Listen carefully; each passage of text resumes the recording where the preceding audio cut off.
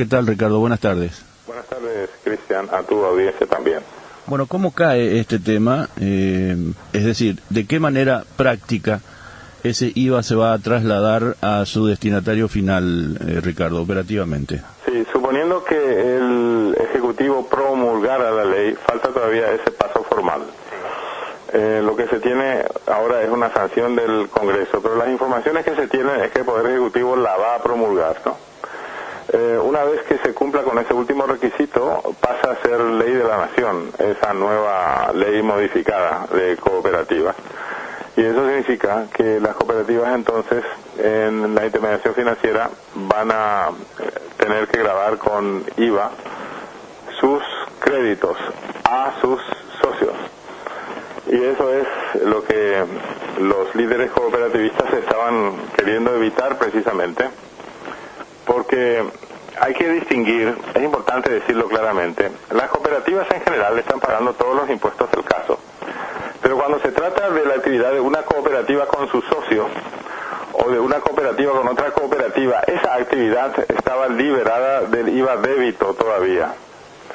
Hay que aclarar también a la audiencia que hay un IVA crédito y un IVA débito. El IVA crédito es el que se paga cuando uno hace compras o inversiones o cuando uno contrata personal.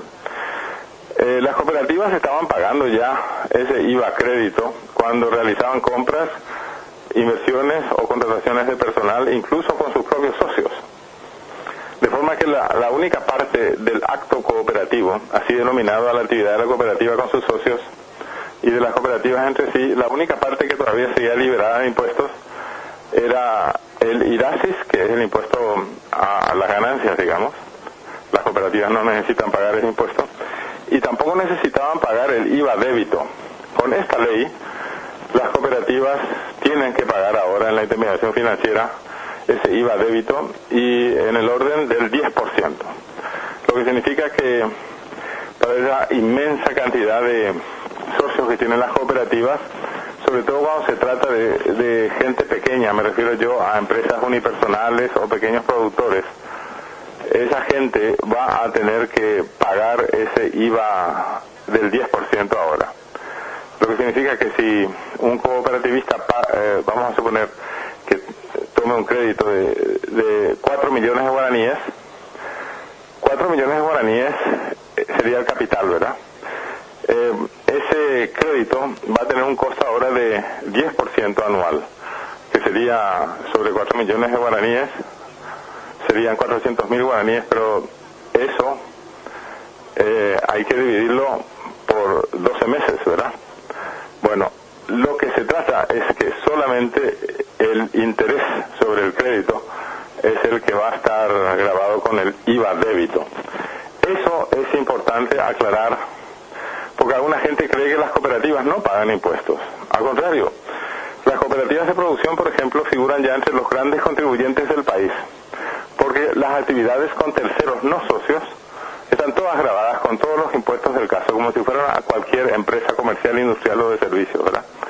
La discusión se centraba solamente en mantener liberada todavía esa parte que seguía liberada de impuestos en el acto cooperativo, o sea, las cooperativas con sus socios y las cooperativas con otras cooperativas. Y es esa parte la que se va a grabar ahora con el 10% cuando se promulgue esa ley. Ricardo, por ejemplo, yo tomo un crédito cualquiera en la cooperativa, el que sea 5 millones, 10 millones, lo que fuere, y pago... fácil el cálculo. Pago, no, pero... 4 millones, porque es la cantidad que normalmente un pequeño cooperativista toma en crédito, ¿no? Ya. A lo que me refería es lo siguiente, este IVA se aplica además del el interés que normalmente se cobra por un crédito en una cooperativa, ¿verdad? No, las cooperativas no estaban cobrando a los socios ese IVA débito del 10%. No estaba cobrando. Y se va a pasar a cobrar eso solamente sobre los intereses. O sea, no sobre 4 millones, ¿no? Vamos a suponer que la cooperativa le esté dando a ese socio ese capital de 4 millones con un interés del 10% anual. Solamente para hacer un cálculo más fácil, ¿verdad? Sí. Eso significaría que al año ese socio tendría que pagar 400.000 guaraníes en conceptos de intereses. Bueno, lo que hace esta ley es gravar el 10% sobre los 400.000 al año, lo que significaría que estaría pagando el socio 40.000 guaraníes de impuestos. A partir de ahora sí se promulga esa ley. Claro. Ya, ahora está claro, ahora lo entiendo clarito. Ahora lo entiendo clarito. O sea, en una palabra, se encarece el crédito en las cooperativas. Se encarece el crédito, y lo que dicen los socios de las cooperativas, no solamente sus líderes, por eso que los líderes tienen tanto poder dentro de las cooperativas, porque realmente están defendiendo los intereses de los socios, ¿verdad? Los socios dicen, si yo en mi cooperativa de ahorro y crédito deposito mensualmente un aporte en concepto de solidaridad, por ejemplo, hago otro aporte en concepto de, por ejemplo, emergencias, y hago otro aporte en concepto de educación, por decir así. Hay cooperativas en las que uno hace 2 o 3 aportes. Eso quiere decir, el socio pone dinero de su bolsillo para poder tener crédito más barato, ¿verdad? O para poder recurrir a la cooperativa cuando ocurre una emergencia, un accidente de tránsito o algún ataque cardíaco, que Dios no quiera, ¿verdad? Pero también están previstos los casos extremos de fallecimiento, ¿verdad? Los socios están muy protegidos por las cooperativas en una serie de servicios especiales que por supuesto no brindan los bancos y empresas financieras, y que no tienen por qué brindar tampoco. Eso es algo propio de las cooperativas. Por eso es que se llaman las cooperativas entidades de ayuda mutua. Son los socios los que se están ayudando entre sí. Bueno, y esa gente va a tener que pagar impuestos ahora porque el ministro de Hacienda no tiene suficiente dinero. Lo que nosotros, los profesionales, cuestionamos es cómo es que el ministro de Hacienda no aumenta el impuesto selectivo al consumo sobre tabaco y sobre bebidas alcohólicas, porque se sabe que esos productos son dañinos para la salud. La mejor forma de desestimular el consumo es aumentar los impuestos, por ejemplo, sobre el tabaco. Ahí he visto ahora que el Congreso aumenta el impuesto selectivo del consumo sobre tabaco del 13 al 20% nomás, a pesar de que en Argentina y Brasil están en el 60 o 70% anual. Sí. Acá no se atreven ni siquiera a subir del 13 al 20%, a pesar de que el Congreso autoriza al ministro de Hacienda a que aumente el impuesto selectivo al consumo al 20%. Es decir, es como si se le tuviese miedo a cobrar impuestos al tabaco.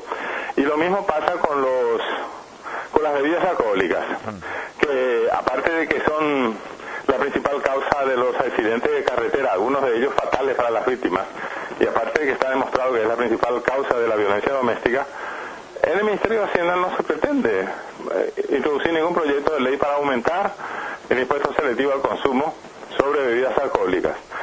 Y cuando las autoridades oficiales dicen que vamos a aumentar el IVA débito al 10% a todos, eso es también un recurso retórico nada más del ministro de Hacienda, porque él sabe perfectamente que le va a ser sumamente difícil aumentar el IVA del actual 5% al 10%, el IVA agropecuario. El poder de lobby de los productores rurales es enorme. No les van a permitir aumentar al 10% eso. También las ensambladoras de motos están pagando 4% de IVA nada más. ¿Cómo es que no se les sube también al 10% de IVA? Y hay otra cosa, un peor ejemplo todavía es los pases de los jugadores de fútbol, de un club a otro acá en el país, o también al exterior, todavía no están grabados por IVA. No. A pesar de que no hay tampoco una prohibición legal para que se lo haga, o sea, simplemente no se les antoja cobrar el IVA. Entonces, si el Ministerio de Hacienda no tiene recursos suficientes, tiene muchas fuentes de recursos con recaudación inmediata, pero no, se ensañaron con las cooperativas, eso es lo que han hecho. Claro. Dentro del movimiento financiero general, ¿las cooperativas qué volumen manejan de todo el sistema? Los porcentajes son oscilantes entre el 17 y el 20%, según que sea ahorros o créditos, ¿no? Claro. O sea, eso es un movimiento muy grande. Ahí Hacienda vio mucha plata corriendo de un lado para el otro. Y Hacienda habrá visto la posibilidad de cobrar ahí ese IVA, pero ¿cómo es que no ve la posibilidad de cobrar el IVA en el pase a los jugadores de fútbol, por ejemplo, que es tan fácil de cobrar y que le va a producir mucha recaudación también? Sí, sin duda. Y todos los actos que tienen que ver con el negocio del fútbol, que es fabulosamente grande, como lo está demostrando. Y como ya dijimos, el tabaco y bebidas alcohólicas tienen un impuesto bajísimo. En fin. Vos sabés que la UNESCO, ¿cómo se llama esta organización? La Organización Mundial de la Salud tiene registrado este hecho, que recién a partir del 75% de impuestos sobre el precio de etiqueta de los cigarrillos comienza a haber una disminución del consumo. 75%. Hay países que van hasta el 100 y el 120% con el impuesto. Efectivamente. Y otra cosa, Cristian, Paraguay es signatario del Tratado Internacional de Protección al Consumidor contra el Tabaco. Y sin embargo, lo que se firma con la mano derecha se borra con el codo, ¿no? Sí, señor. Ricardo, muchísimas gracias una vez más por este análisis. Muy amable. Doctor Ricardo Rodríguez Silvero.